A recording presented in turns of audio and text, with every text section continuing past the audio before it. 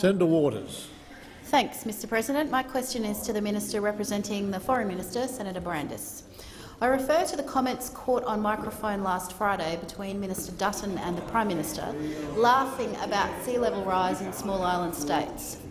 Although Mr Abbott thought it was hilarious, the Foreign Minister of the Marshall Islands disagrees, and he said, and I quote, "Next time waves are battering my home and my grandkids are scared, I'll ask Peter Dutton to come over and we'll see if he's still laughing." Is the government still laughing, or are Minister Dutton's comments an acknowledgement from this government that global warming would devastate those island communities and that Cabinet is willing to let that happen? The Attorney-General representing the Minister for Foreign Affairs, Senator Brandis. Mr Dutton made an unfortunate joke in the course of a private conversation for which he's apologised, and as far as I'm concerned, that's the end of the matter. Order. Senator Waters, supplementary question. Yes, thanks, President. When our neighbours called out for help to tackle climate change, the government refused and then laughed about it. The President of Kiribati said, and I quote, "It shows a sense of moral irresponsibility, quite unbecoming of leadership in any capacity." To say that our diplomatic relationships are being tested is an understatement. What is the Minister or DFAT now doing to try and clean up the government's offensive diplomatic blunder? The Attorney-General. That is a question, Senator, even from you, so ridiculous that I'm embarrassed to hear it asked. But I'll tell you, Senator, what we are doing for Pacific nations, our neighbours in the Southwest Pacific, in relation to the problem of climate change. We are spending over $50 million on climate resilience-related projects throughout the Pacific, in Kiribati, in Fiji, in other Pacific nations. We are supporting national weather and climate services in 14 of the Pacific nations. And that is only a small proportion of the foreign aid budget of this country, which, as you should know, Senator Waters, is concentrated primarily in our region. Placing the focus of our foreign aid budget on our region is one of the reforms that this government has undertaken, and that, Senator, is a lot more important than an unfortunate joke. Thank you, Minister. Order. Senator Waters, final supplementary question. Yes, thanks, President. An unfortunate government indeed. I note Minister Dutton has now belatedly given an apology, although a qualified one. But Minister Dutton's sick joke about our neighbours losing their homes is just the latest in a long line of unacceptable behaviour and decisions. The Immigration Minister has presided over the detention and sexual assault of asylum seekers, spying on members of Parliament and now laughing at climate change.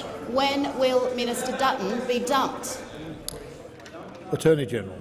Senator, that's a disgraceful thing to say about any minister, that he has presided over sexual assault. What a disgraceful thing to say, Senator Waters. You should withdraw that. Yes, I think, Senator Waters, you should withdraw that comment. That was an unparliamentary comment directed towards a member of the other House. Oh, Mr President, I was standing to make a point of order about relevance. Well, can we just deal with that matter first? Order on my right. Can we deal with that matter first, please, Senator Waters? Sure. President, well, Minister Dutton was the relevant minister at the time. But there was an innuendo there, and it would be easy if you could just withdraw that. President, I stand by my remarks. Well, he's the relevant minister at the relevant time. That's presiding over. Senator Ward, order. That's what the definition of presiding over means. Senator Waters, it's not so much also what you say, it's in the context in which you say things, which is whether it's ruled unparliamentary or not. There's an innuendo in what you said, and I do believe you should withdraw that comment. I'd respectfully ask you to withdraw it. Senator Di Natale. I don't need any assistance in this matter. I have asked the Senator to withdraw. Well, a point of order, Mr President.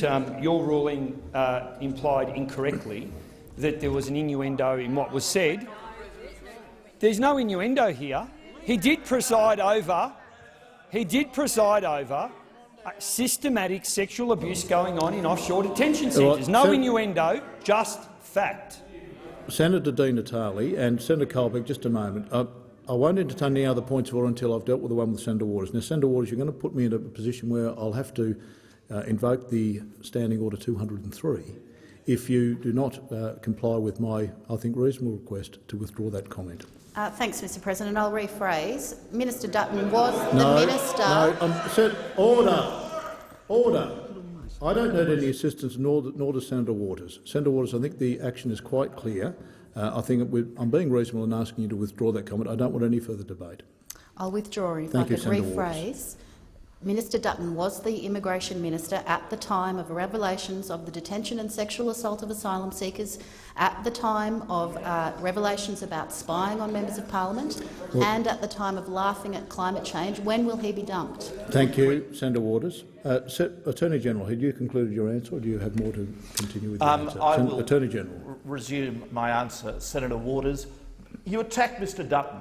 Mr Dutton is the second consecutive coalition immigration minister on whose watch no boats arrived and no one drowned at sea. And if Senator Waters, if you and your party had had their way, those policies that saved more than 1,000 lives would never have been implemented. And furthermore, Senator Waters, although your leader had the good grace to congratulate the government last week, if it weren't for the fact that Mr Dutton was one of the two ministers who secured Australia's borders, we wouldn't have been able to give new lives and new hope to 12,000 genuinely needy people from Syria. Thank you, Attorney.